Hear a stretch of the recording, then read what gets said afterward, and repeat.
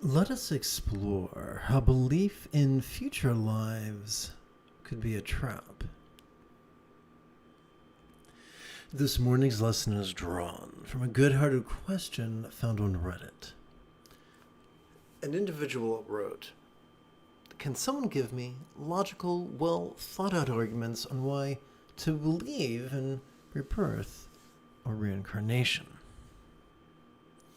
So let's start off first. I want to protect you from the attacks of future trolls. Typically, reincarnation is a term favored by many Hindus. Typically, rebirth is a term favored by some Buddhists. Those who are petty and self-important will use your choice of a term they don't approve of as a reason to attack you. Personally, I don't care either way. I just don't want people to beat you up needlessly. Life can be difficult. We don't need the needless interactions with trolls benefits no one ever.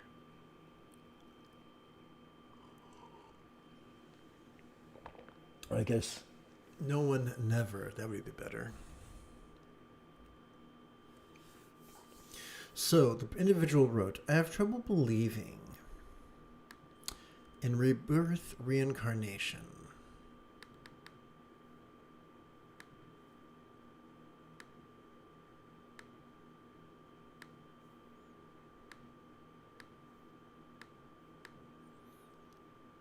I just can't wrap my logical scientific head around it." Good. Let's continue. Especially with beliefs, like if you're good, you'll get reborn as a higher being. And if you're bad, you'll get reborn as an ant or whatever. I find stuff like this silly. Why would the universe care if I'm good or bad? You're exactly right. It infers a personification, an anthropomorphization of the universe, which typically does more harm than good. Let's continue. Also, if I get reborn as an ant, how am I going to get reborn as a human being again? There's no such thing as ethical or moral behavior for an ant. An ant is just an ant. Well, I'm not sure I agree. I'm no expert on ant neurology. But if an ant has the capacity to live... So if an ant, like a mammal or a reptile, has an organ like the anterior cingulate gyrus, and another organ which is like the amygdala, then if the ant is in harmony with their empathy center, they're moral, and if they're in harmony with their fear and aggression center, they're probably immoral. But that opens another can of worms about the role of free will and morality, which is an excellent conversation for a later date. I believe it is important to be ethical and moral still, but just to alleviate sufferings and make progress in meditation in this life. So once again, using belief to debate belief is treacherous, and we'll explore why that's treacherous in a few moments. Just to be a basically good human being who contributes positively to society without worrying about future lives. Yes, you're onto something there. Also, many Buddhists say that if there is no life after this one, that means suffering ends permanently at death. So then why not just kill yourself? isn't this incredibly nihilistic? It would seem so. There's still value in being alive in the world. No. I find it hard to believe that all the beauty and all the good things humanity has accomplished have no value whatsoever. And so this brings us to the problem of renunciation. And we'll explore that in a few minutes as well. But basically, when people try to practice renunciation, it's just not natural. Excuse me.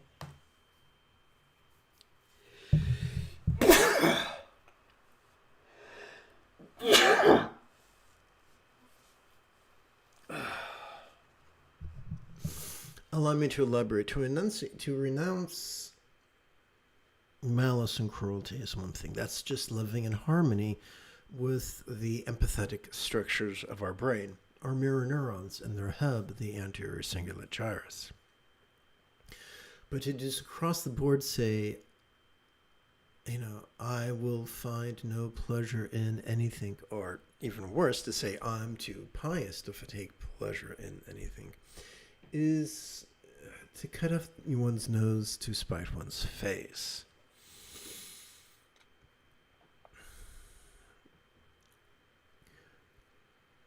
It is based upon the assumption that to feel desire or aversion, desire or dread, aversion or avarice is bad.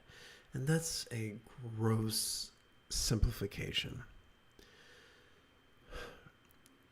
As a man or woman of science, you understand that at the bottom of our brain we have two motivation cycles, or reward cycles. One that is dopamine-oriented and one that is oxytocin-oriented. One that rewards with pleasure and one that rewards with a sense of meaning.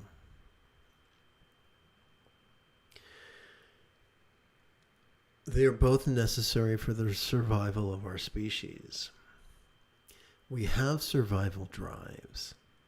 They make excellent tools, but terrible tyrants. And so a subtle interpretation, a nuanced interpretation of the Buddha's first discourse on the Four Noble Truths is that our sufferings are compounded if we get stuck in survival mode.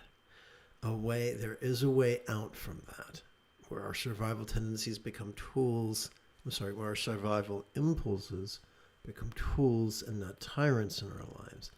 And that method to transcend being stuck like that is the Eightfold Path.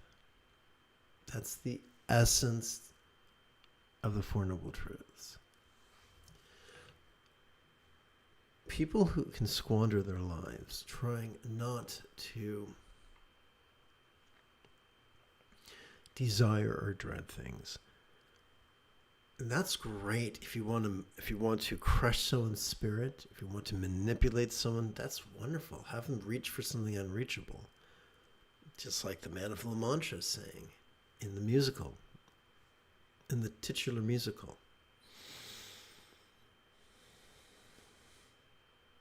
But if you really want people to be loving and happy and wise, you have to give them a rational goal.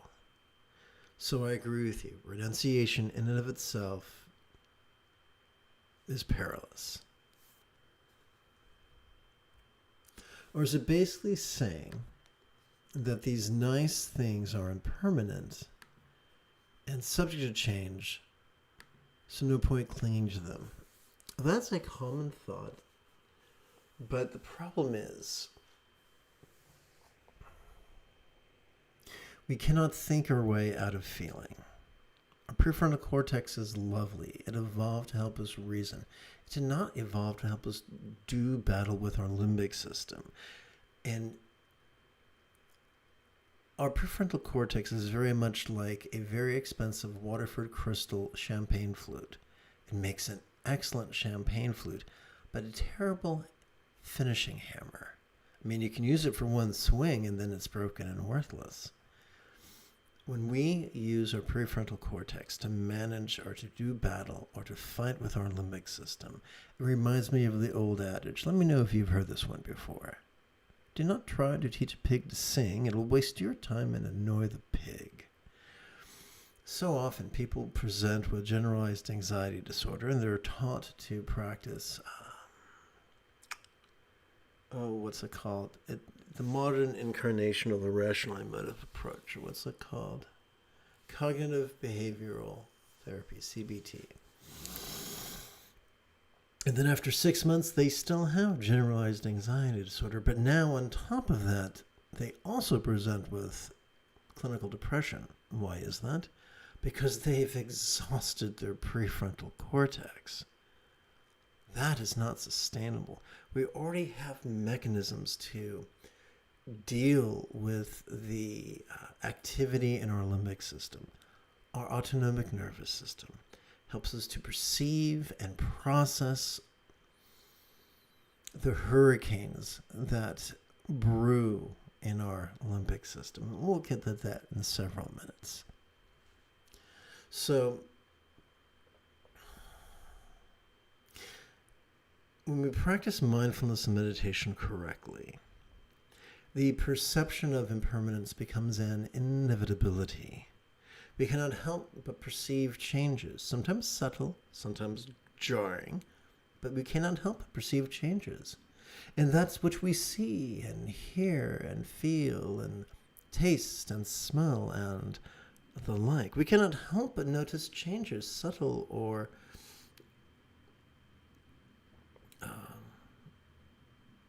jarring, with that which we emote, intend, reason, recall, and imagine.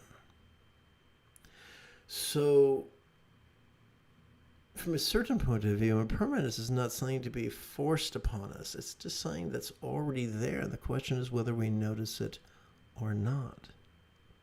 Let's move forward. Let's take some broad brushstrokes. Let's explore the yin and yang of belief.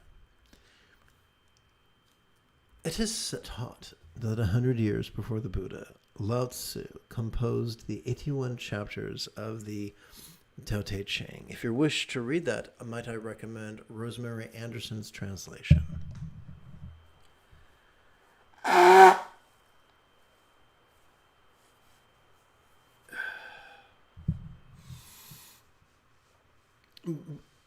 "81 poems can be read in a week. And after 52 weeks, after reading it 52 times in a single year, you could notice some patterns. You can notice how the author of the texts delineates behaviors and motivations that are yang, contrasts them with those that are yin. But surprisingly, and despite the ravings of stupid white men, he does something that people in the West have difficulty understanding. He does not try to reconcile yang and yin. In fact, the opposite. He implores the reader to always choose yin. And this is important. The same idea carried over into Buddhism. People talked about Gautama, who was given the title Buddha, or the nickname Buddha. And they talked about his cousin, Devadatta. Devadatta was a strange fellow. He thought being rigid, fearful, superstitious, controlling, elitist, cryptic, competitive, and cruel was A-okay. Now, when I think about being rigid, and I think about being controlling, I think about the rigidity of belief. I think that I'm reminded of belief, which is nothing more than a rigidity of intellect and emotion.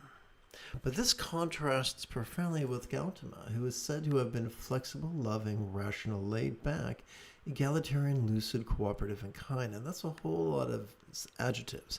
So let's look at just two. Flexible and laid back. If we are rigid and controlling, belief is going to seem like second nature. And it's going to take us many places, but peace is not one of them. If we are flexible and laid back, then belief will seem to us and absurdity.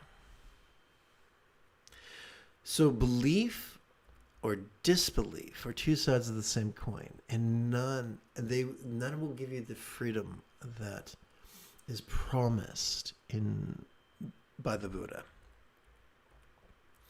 Now let us look at the tragedy of supplanting empathy with dread and desire. Consider, if you will, this cross-section of a human brain. There is a nodule, perhaps the size of a pea, perhaps the size of a soybean. Its name is amygdala. It functions as the seat of both aggression and anxiety. It is found at the bottom of our limbic system. Its counterpart would be this thing here that looks like a catcher's mitt. It's described as the anterior cingulate gyrus, and it functions as the seat. It functions as the hub of our mirror neurons, the seat of empathy. Excuse me.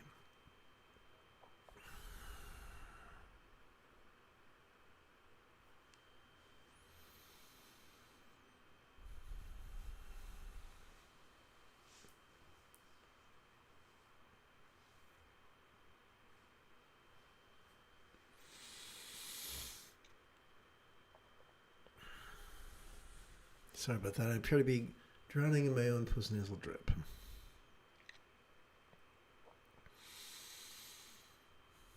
So we have two separate organs. Now, in an ancient text known as the first epistle of John, that is found in the Christian New Testament, we read that perfect love drives out fear. We read that there seems to be an antithetical relationship, a seesaw relationship between empathy and anxiety. But wait, there's more.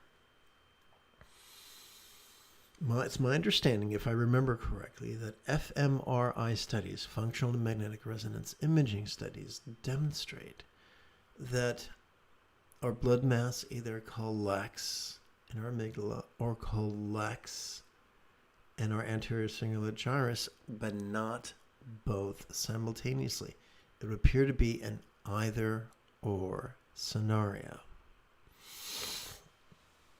So the question here is not what our temporary and fleeting emotion might be, but what is defining us? What is our default mode? There's a difference between a bird flying overhead and a bird building its nest in your hair. There's a difference between a fleeting emotion of love and the fleeting emotion of anxiety versus being defined by empathy or being defined by aggression and anxiety.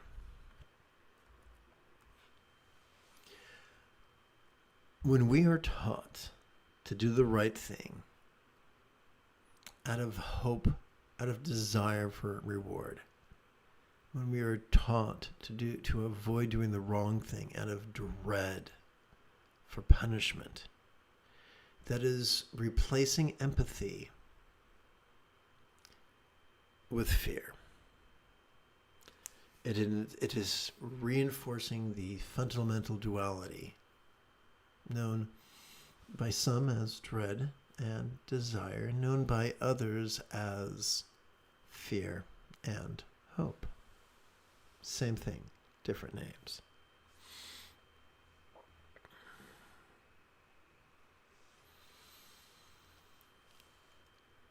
The essence of the Buddha's path is simply the Eightfold Path. 50% of the Eightfold Path pertains to love and kindness. If we practice meditation and mindfulness correctly, our experience of empathy will grow effortlessly and automatically. Just like sneezing when there's pollen count is high. It's an automatic thing.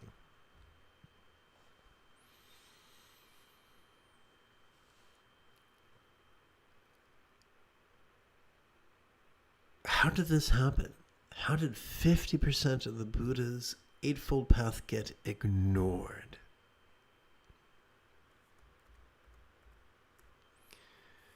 Sturgeon's Law reminds us that 90% of everything sucks, but not in the fun, tingly way.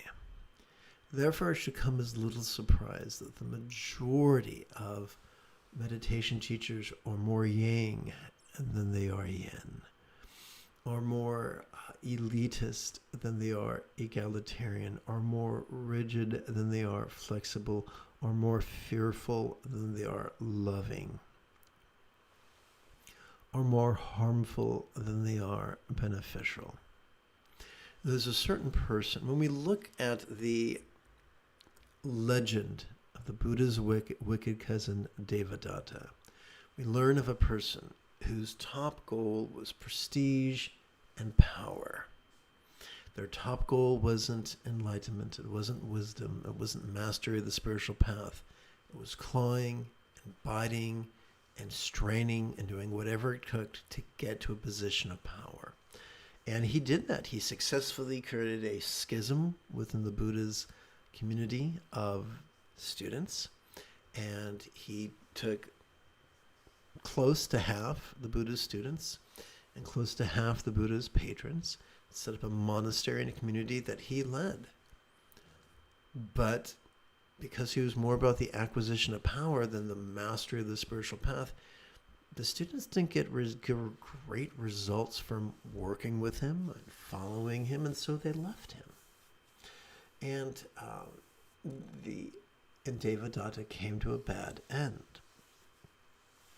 In each facet of human society, the secular, the spiritual, the vocational, the recreational, the platonic, the intimate, we see a large number of human beings who just act like as if they have a cluster B personality disorder.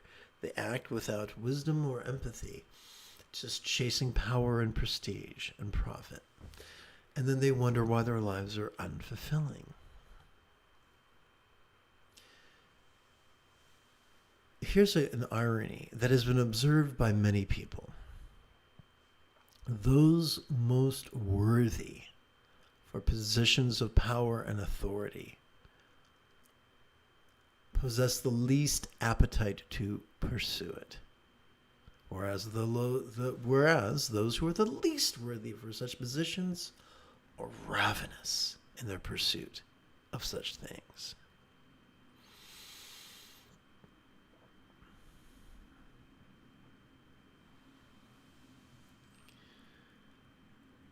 So let's get back to the fundamental question.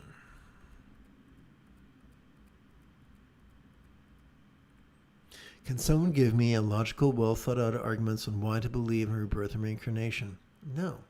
There are no good reasons to believe in rebirth and reincarnation. But there are very, very good reasons to practice mindfulness and meditation in such a way that allows us to be the empathetic and wise, joyful, loving people that we have evolved to be. That is our evolutionary birthright. The rigidity of belief is a path that claims to be a shortcut, but in reality is a brick wall of a dead end.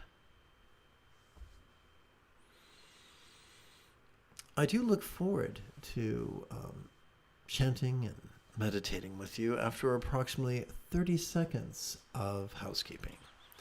This is Lama Jigme Gyatso of the Buddha Joy Meditation School.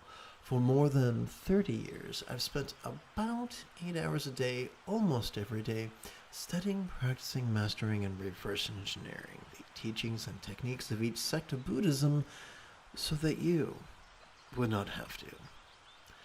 Welcome, my friends, to Meditate Like a Jedi, which is made possible due to the generosity of viewers just like you. Let us return to one of my favorite practice texts, or sadhana, if you're nasty. This one is named Easy Meditation, because who doesn't like easy?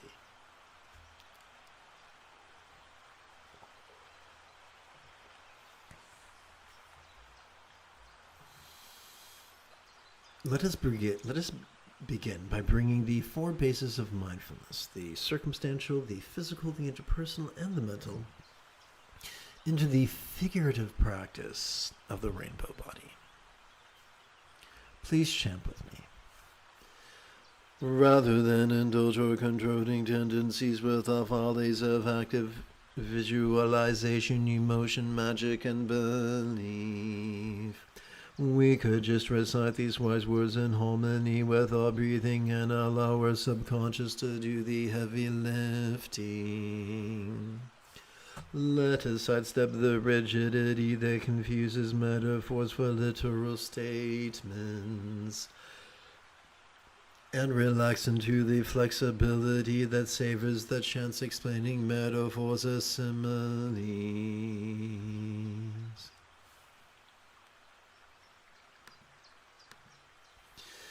All circumstances or lots could be as impermanent and interdependent as if they could blissfully melt into rainbow light that could delightfully absorb into this body or form.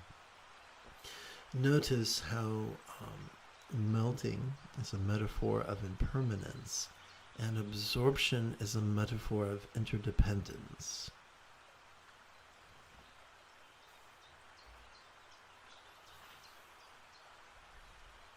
So we're going to take this entire thing, condense it down to just 2 syllables. Lots form. What I'd like to do is practice this for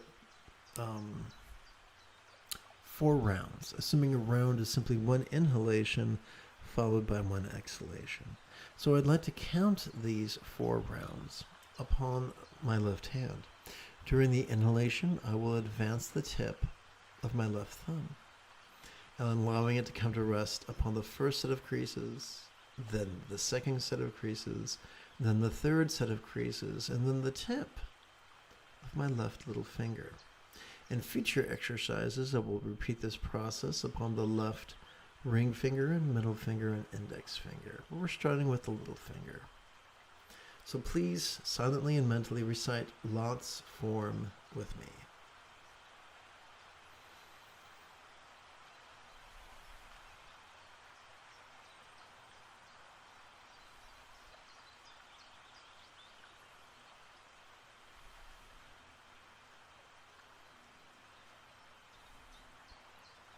One of the funny things about playing with the idea of all circumstances and permanently melting and then delightfully coalescing within our form is that we're taking our inherent self-centeredness and we're using it as a tool to transcend self-centeredness.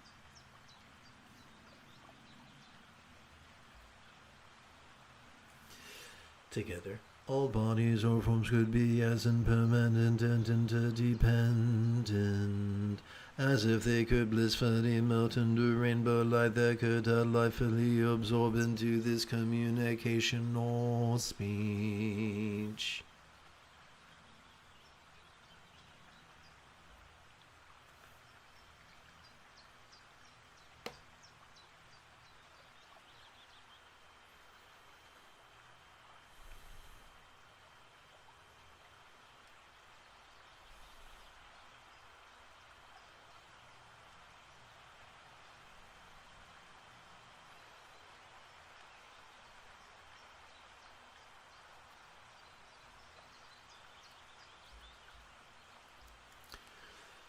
All interpersonal speech could be as impermanent and interdependent as if it could blissfully melt into rainbow light that could delightfully absorb into this mind.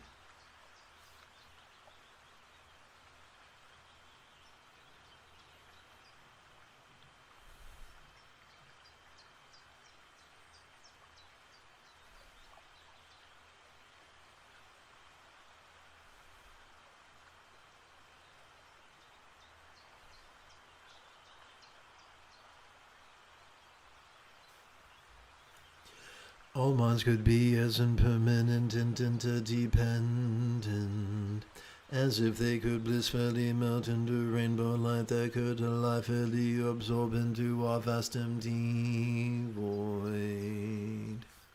Like the illusion of the infinite azure sky on a bright and beautiful cloudless morn, which, although tantalizing to the eye, could be non-graspable to the hand.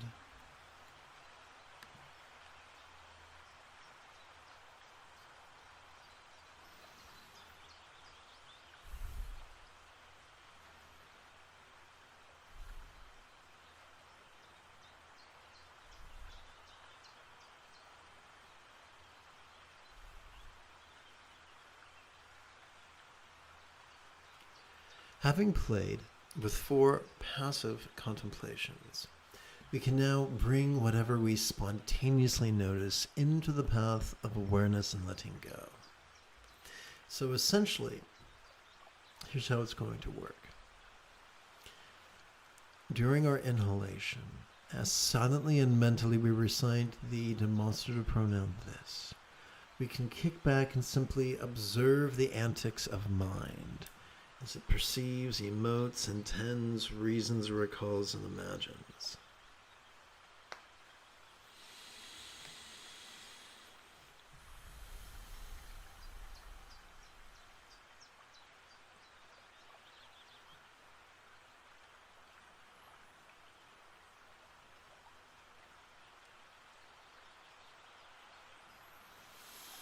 During our exhalation, we can silently and mentally recite the one-syllable verb ease as we relax into mind's non-graspable nature.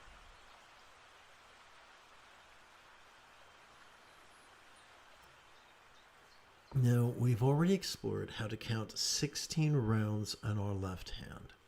But did you know you can count 16 sets on our right hand? So this would be 1 set of 16 rounds, 2 sets of 16 rounds, 3 sets of 16 rounds, and so forth.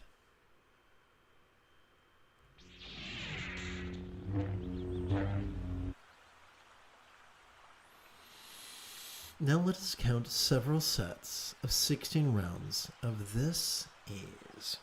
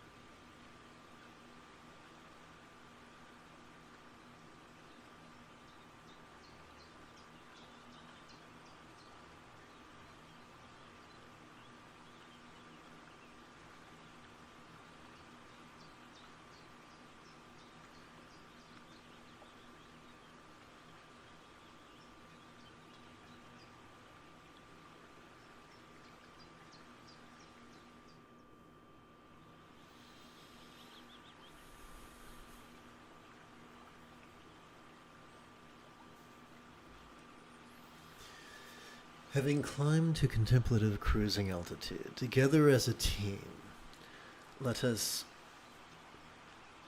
meditate as transformatively as Rey on Ahch-To under the guidance of Luke Skywalker.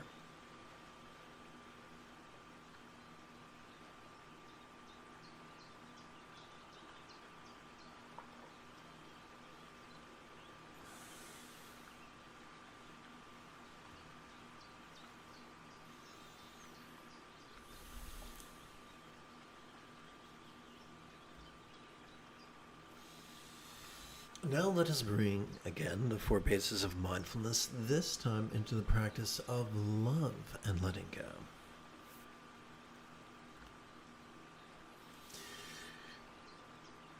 So once again, we're playing with words. We're not trying to work magic. We're not trying to believe or emote. We're just playing with words in harmony with our breathing, thus exercising the neural pathways responsible for empathy and compassion and love. May all minds of all beings know be as peacefully wise as the enlightened mind of a real Lord. Imagine Buddha symbolized by the... Imagine Buddha symbolized by...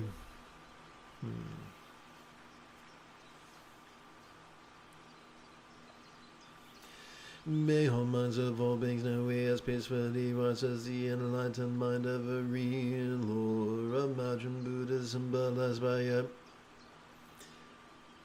a tikle uncertable siro bija mantra.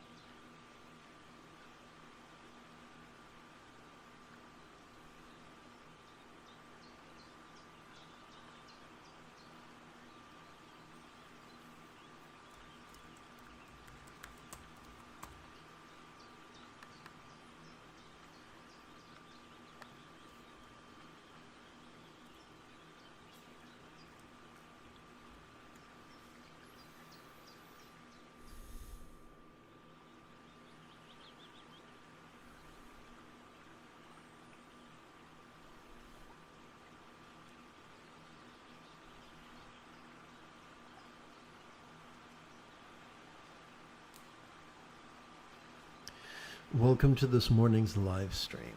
The moment you have a specific question about Buddhist chanting, Buddhist meditation, Buddhist philosophy, or how to apply them, please type your question in great detail in the chat window. Please chant with me. May all relationships or speech of all beings know be as joyfully loving as a real or imagined Buddhist communication symbolized by the 12 syllable mantra.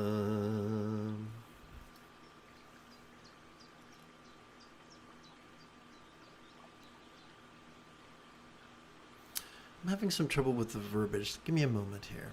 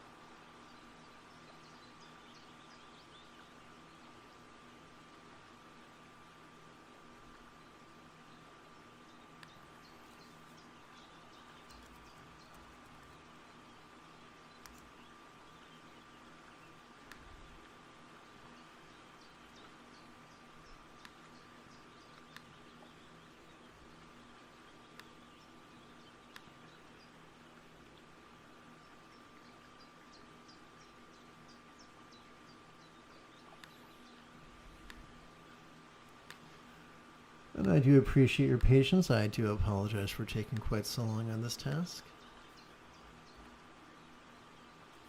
Together. May all relationships, all speech of all beings now be as roughly loving as a real or imagined Buddhist communication symbolized by the 12 syllable mantra.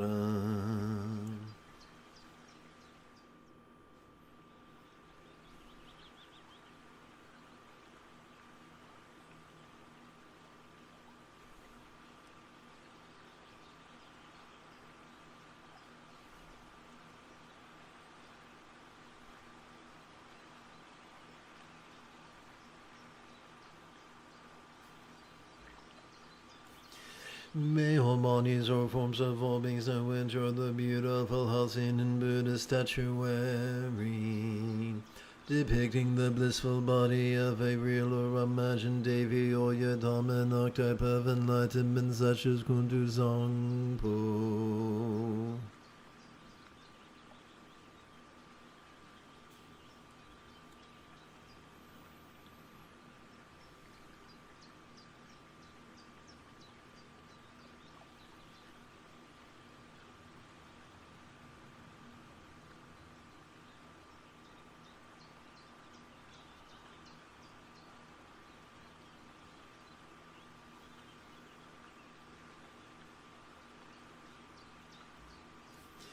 May all circumstances or lots of all beings now have the good fortune or boon, as a Buddha's real or imagined paradise, pure land of Avanti.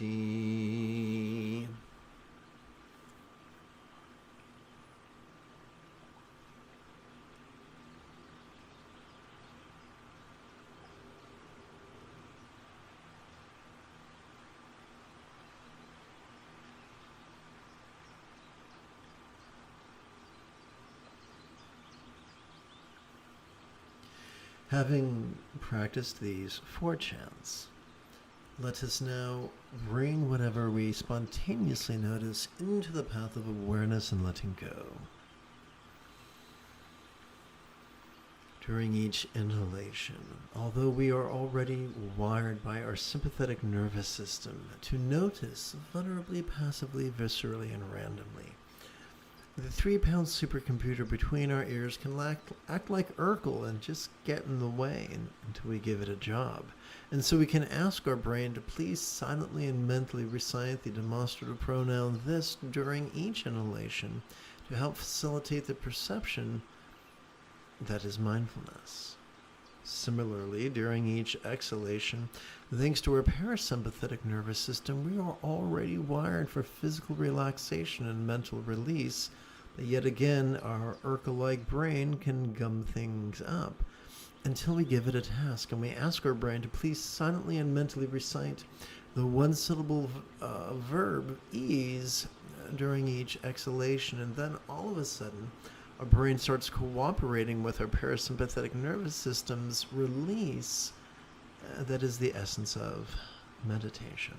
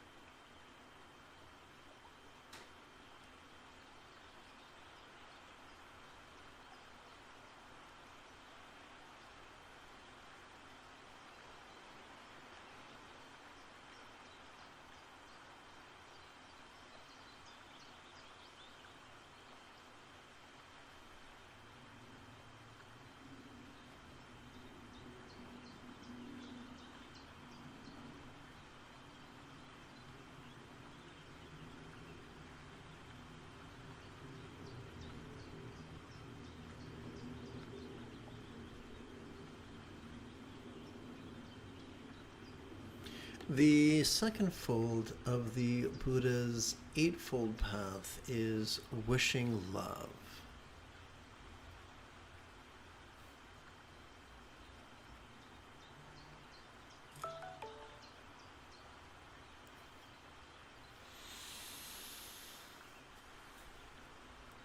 Together.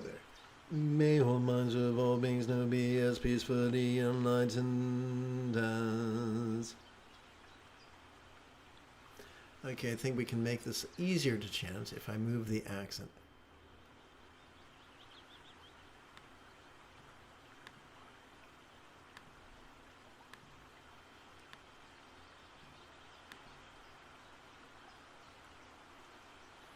Oops, let's make this a lowercase. And let's move this bad boy. Let's go over here. And let's do the old Kataruni. And hit paste.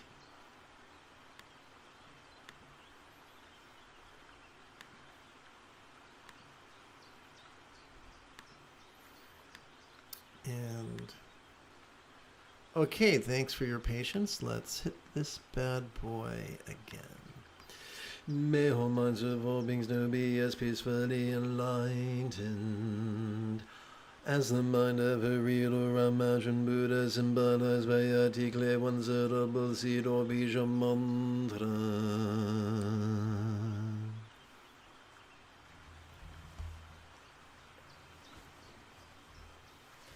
So it's kind of like inviting a friend over for lunch and you're ladling out some lentils into their bowl.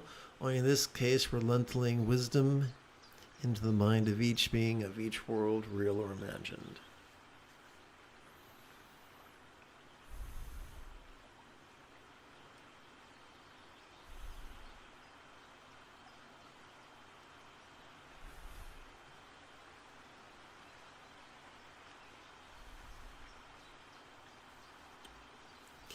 May all relationships or speech of all beings now be as joyfully loving as a real or imagined Buddhist communication symbolized by the 12-syllable mantra.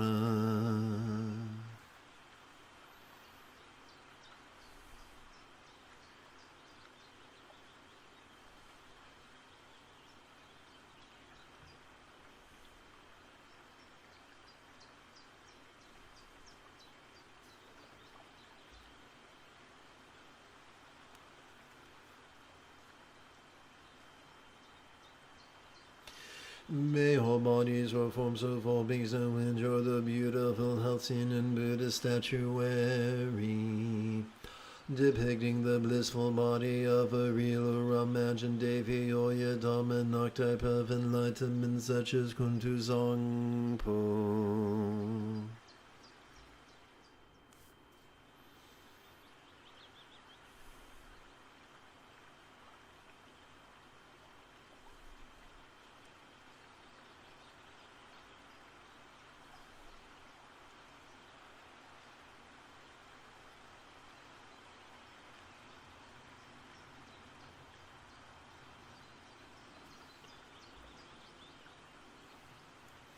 May all circumstances or lots of all beings now have the good fortune or good. As a Buddha's real or imagined pure paradise, pure land or Vati.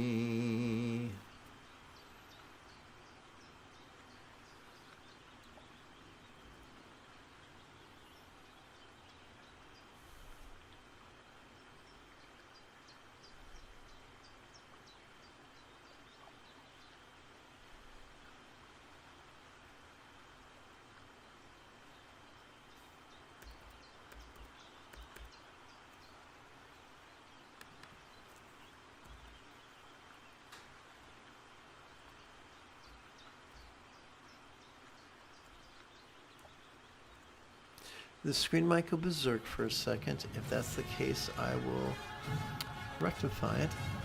Let's see.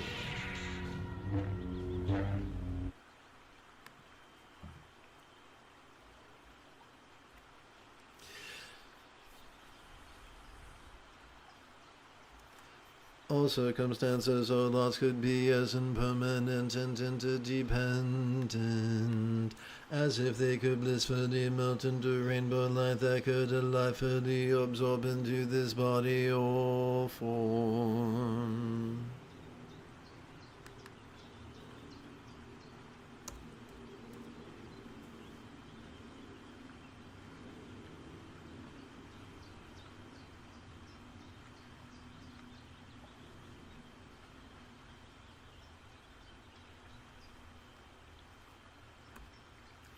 All bodies or forms could be as impermanent and interdependent, as if they could blissfully melt into rainbow light that could delightfully absorb into this communicational speech.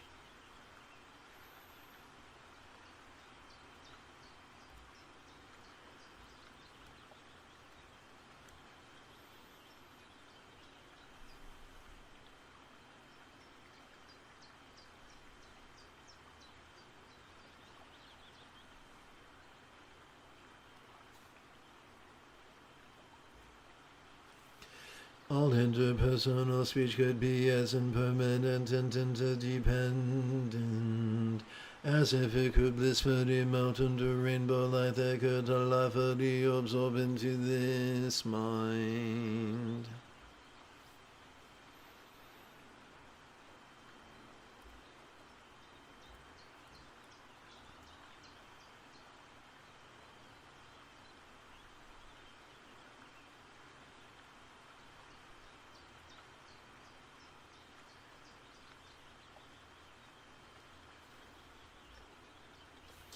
All minds could be as impermanent and interdependent, as if they could blissfully melt into rainbow light that could delightfully absorb into our vast empty void.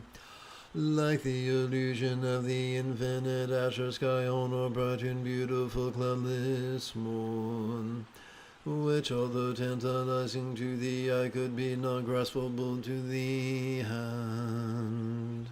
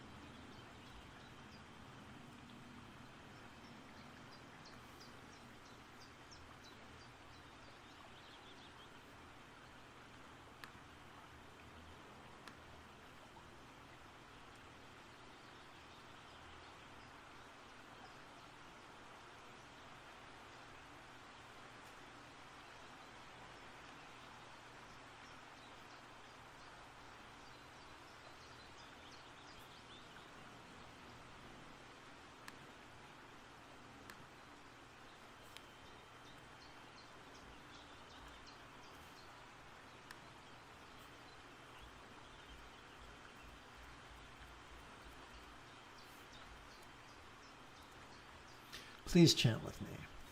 May all minds of all beings know be as peacefully enlightened as the mind of a real or imagined Buddha symbolized by a tikle one suitable seed or bija mantra.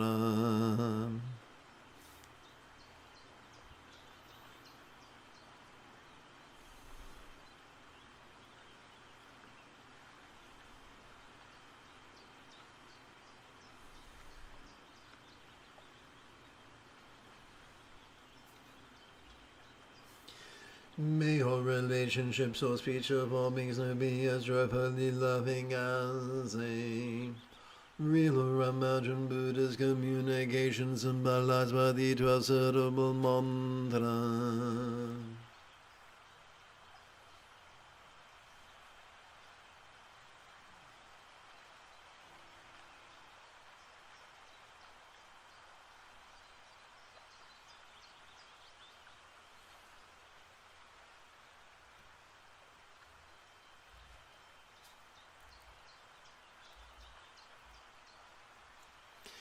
May all bodies or forms of all beings know enjoy the beautiful health seen in Buddha's statuary, depicting the blissful body of a real or imagined Devi or Yidam, an archetype of enlightenment such as Kuntu Zangpo.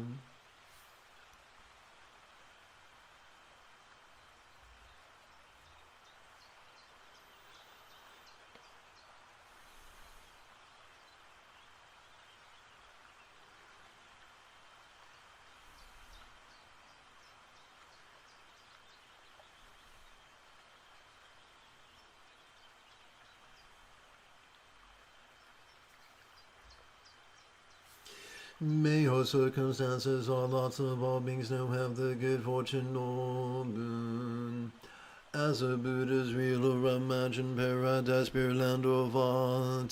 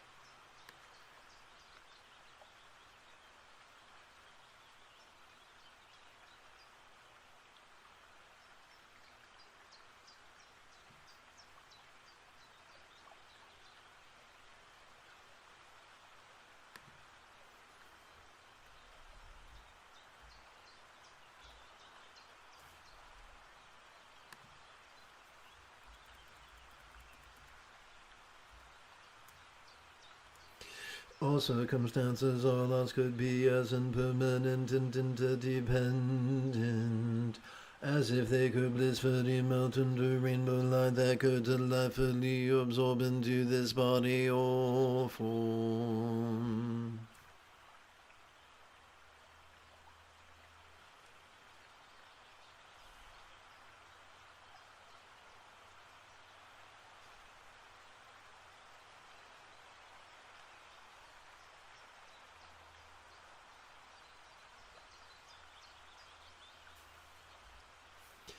All bodies or forms could be as impermanent and interdependent as if they could blissfully melt into rainbow light that could delightfully absorb into this communication or speech.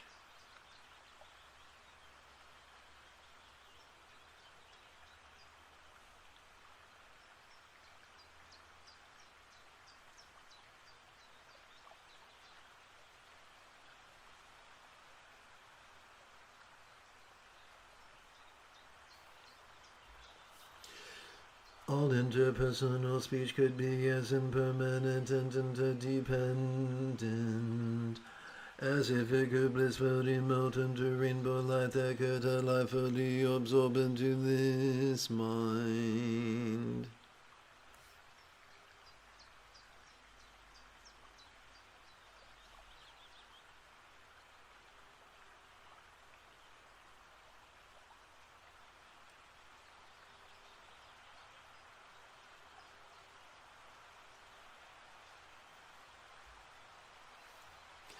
All minds could be as impermanent and interdependent as if they could blissfully melt into rainbow light that could delightfully absorb into our vast empty void. Like the illusion of the infinite azure sky on a bright and beautiful cloudless morn, which although tantalizing to the eye could be not graspable to the hand.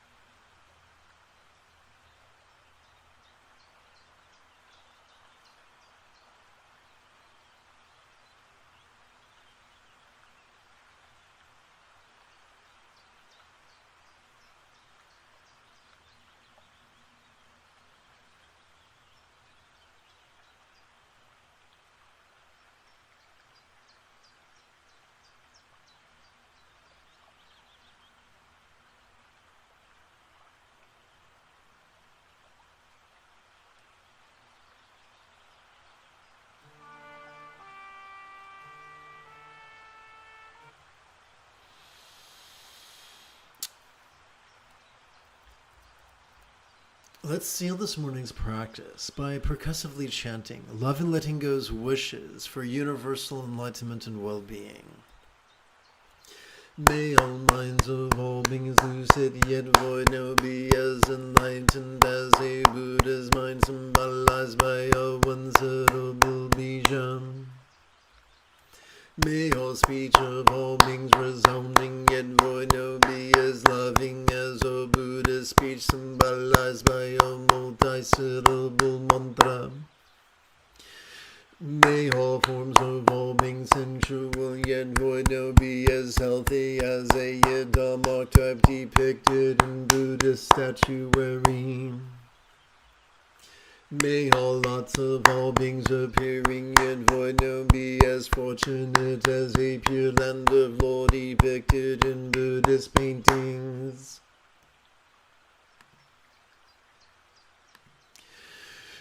If you feel that I have earned it, you could give this live stream a thumbs up. You could even help support this channel.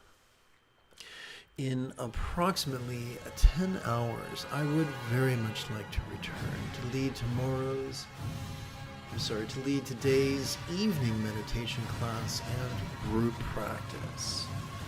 And if you are as geeky as me, may the Force be with you always.